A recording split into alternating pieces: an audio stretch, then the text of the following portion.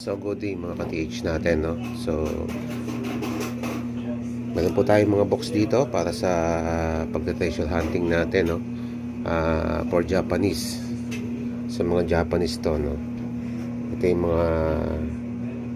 mga nakasulat kung saan dito tayo matuto, mga guide, mga codes and symbol and sign, andito na rin po, at saka history.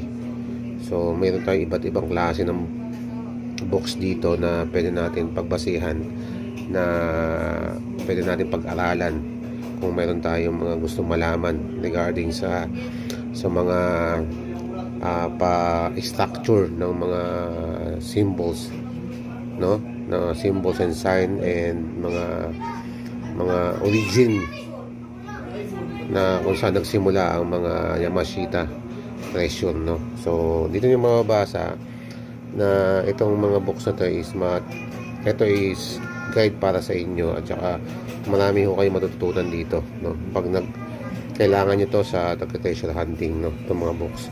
Meron tayo iba-iba klase dito na isa-isahin kung basahin, na meron tayong Golden Rays of the Sun, no, sa the Japanese Way, Structure and Symbols, meron tayong Treasure Zipper, Nihon Kodo, Yamashita Notebook, meron tayo dito, at saka The Art of the Science and Japanese Burial and Entombment, the Red Book.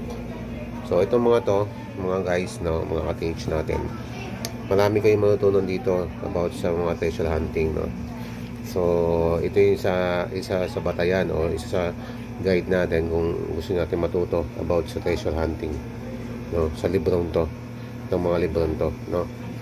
Yan, so pag gusto niyo makabill sa akin ito mga guys, no, PM nyo lang ako. Yan, so order lang po kayo sa akin, no, sa PM kayo sa number ko, o mag-text kayo sa number ko pala, sa tawag kayo sa number ko, kaya mag-PM kayo sa messenger ko.